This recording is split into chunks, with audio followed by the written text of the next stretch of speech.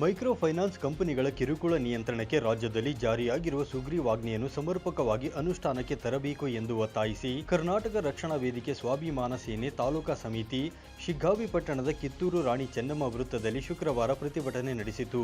ಈ ಒಂದು ಹಾವಳಿಯನ್ನು ಮೈಕ್ರೋ ಫೈನಾನ್ಸ್ದ ಒಂದು ಹಾವಳಿಯನ್ನು ತಡೆಗಟ್ಟಬೇಕಂತೇಳಿ ನಾನು ಶಿಗ್ಗಾವಿ ತಾಲೂಕು ಕರ್ನಾಟಕ ರಕ್ಷಣಾ ವೇದಿಕೆ ಸ್ವಾಭಿಮಾನದಿಂದ ಮನವಿ ಕೊಡುವ ಒಂದು ಕಾರ್ಯಕ್ರಮ ಹಮ್ಮಿಕೊಂಡಿದ್ದೇನೆ. ಪ್ರತಿಭಟನೆ ವೇಳೆ ಸಂಘಟನೆಯ ಜಿಲ್ಲಾಧ್ಯಕ್ಷ ರಾಮು ತಳವಾರ್ ಮಾತನಾಡಿ, ಮೈಕ್ರೋ ಫೈನಾನ್ಸ್ ಕಂಪನಿಗಳು ಸಾರ್ವಜನಿಕರಿಗೆ ಸಾಲದ ರೂಪದಲ್ಲಿ ಹಣ ನೀಡಿ ಸಾಲ ವಸೂಲಾತಿ ಸಂದರ್ಭದಲ್ಲಿ ಕಿರುಕುಳ, ಮಾನಸಿಕ ಹಿಂಸೆ, ಅನುಚಿತ ವರ್ತನೆಯಿಂದಾಗಿ ಹಲವು ಜನರು ಗ್ರಾಮಗಳನ್ನು ಬಿಟ್ಟು ಹೋಗಿದ್ದಾರೆ.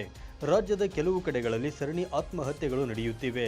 ಮೈಕ್ರೋ ಫೈನಾನ್ಸ್ ಕಂಪನಿಗಳ ಕರಾಳತೆಯನ್ನು ಅರಿತುಕೊಂಡು ಸರ್ಕಾರ ರಾಜ್ಯದಲ್ಲಿ ಸುಗ್ರೀವಾಜ್ಞೆ ಜಾರಿ ಮಾಡಿದ್ದು ಕಾಯ್ದೆಯನ್ನು ಸಮರ್ಪಕವಾಗಿ ಜಾರಿಗೊಳಿಸಬೇಕು ಎಂದು ಅವರು ಆಗ್ರಹಿಸಿದರು.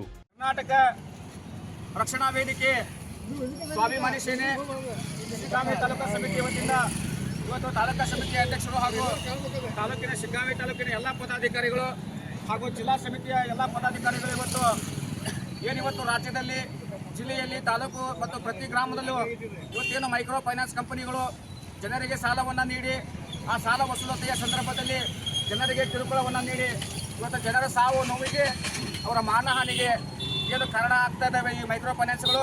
ಅಂಥ ಮೈಕ್ರೋ ಫೈನಾನ್ಸ್ಗಳ ಒಂದು ಕಾರ್ಯವೈಖರಿಯನ್ನು ಖಂಡಿಸಿ ಮತ್ತು ಅವರಿಗೆ ಕಟ್ಟುನಿಟ್ಟಾದ ಕಾನೂನಿನಲ್ಲಿ ಅವರಿಗೆ ಕಟ್ಟುನಿಟ್ಟಾದ ಕ್ರಮಗಳನ್ನು ಜರುಗಿಸಲಿಕ್ಕೆ ಇವತ್ತು ನಾವು ಆಗ್ರಹಿಸಿ ಇವತ್ತು ಶಿಗ್ಗಾವಿ ತಾಲೂಕಾ ಸಮಿತಿಯಿಂದ ಇವತ್ತೊಂದು ಬೃಹತ್ ಪ್ರಮಾಣದ ಒಂದು ಹೋರಾಟವನ್ನು ಇಲ್ಲಿ ನಡೆಸಲಾಗ್ತದೆ. ಮುಖ್ಯವಾಗಿ ಇವತ್ತು ರಾಜ್ಯ ಸರ್ಕಾರ ಈ ಒಂದು ಮೈಕ್ರೋ ಫೈನಾನ್ಸ್ ಕಂಪನಿಗಳ ಹಾವಳಿಯನ್ನು ನಿಯಂತ್ರಣ ಮಾಡಲಿಕ್ಕೆ ತಾನೇ ರಾಜ್ಯದಲ್ಲಿ ಒಂದು ಸುಗ್ರೀವಾಜ್ಞೆಯನ್ನು ಈಗಾಗಲೇ ಜಾರಿಯಾಗಿದೆ.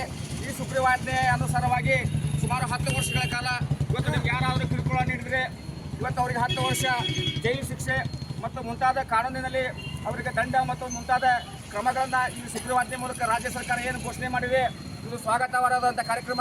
ಈ ಸಂದರ್ಭದಲ್ಲಿ ತಾಲೂಕಾ ಅಧ್ಯಕ್ಷ ಸುರೇಶ್ ವನಹಳ್ಳಿ, ಸುಮಾಪುರದ್, ರಮೇಶ್ ಈಟಿ, ರಮೇಶ್ ಹರಿಜನ್, ಚಂದ್ರ ಮುಂಚಿನಕೊಪ್ಪ, ಕಾಶಿಂ ಸಾಬ್ ಮುಲ್ಲಾ, ಶಿವರಾಜ ಲಕ್ಕಿಕೊಪ್ಪ, ತಿಪ್ಪಣ್ಣ ಕೊಪ್ಪದ್, ಯಲ್ಲಪ್ಪ ಹರಿಜನ್ ಸೇರಿದಂತೆ ಇನ್ನಿತರರು ಉಪಸ್ಥಿತರಿದ್ದರು. Suresh Aligar, 9 live news, Shiggavi.